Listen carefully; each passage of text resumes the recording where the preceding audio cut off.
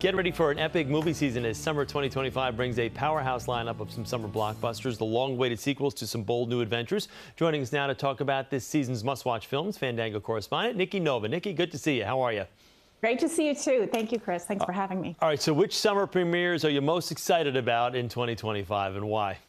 That's like choosing your favorite child, first of all. There's a stacked lineup this summer, but I'm going to give you a couple that are opening this weekend, so you can go see them now.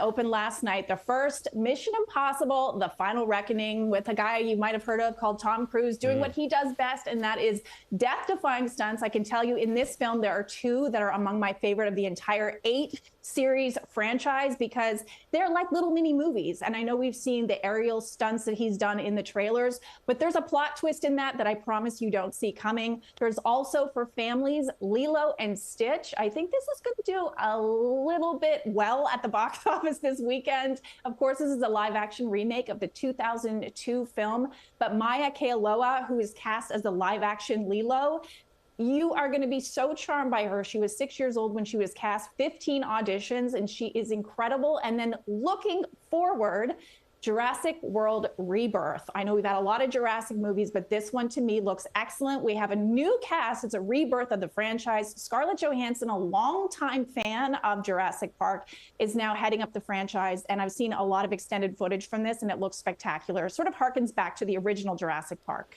Any Jeff Goldblum sightings? He might. She's teased it, so I feel like he's going to make an appearance. He has to. He has to give his iconic line, right? Yeah. All right, so let's say 2023 and 2024 both were blockbuster summers. How do you think this lineup compares? Yeah, it's interesting because 2023 gave us Barbenheimer that we all loved. And then 2024 gave us $2 billion movies with Deadpool and Wolverine and Inside Out 2. But this summer, I think, you know, the last two summers were still kind of coming out of the pandemic. This summer, virtually every weekend, you have something major opening. In addition to this past titles I just talked about that I think are going to break records this Memorial weekend, you have another Superman movie coming out from DC. You have another Marvel movie coming out with the Fantastic Four. You have another John Wick movie coming out every weekend, like I said. So I think it's going to be a major summer. Used to be Will Smith was the king of the summer blockbusters, but now Tom Cruise probably, I think it's safe to say, can take that mantle. Top Gun Maverick a couple of years back was obviously a massive hit. What do you think this one ranks as far as box office? This one going to kind of blow through those numbers, you think? Yeah, well, we're waiting for the Thursday night preview numbers, but from what I'm hearing, it might best the franchise. I think because this is called The Final Reckoning, it could possibly be his last time. I think there's a groundswell of support around him. I think people are really excited to see this. How about streaming releases? Anything people at home can sit back and enjoy?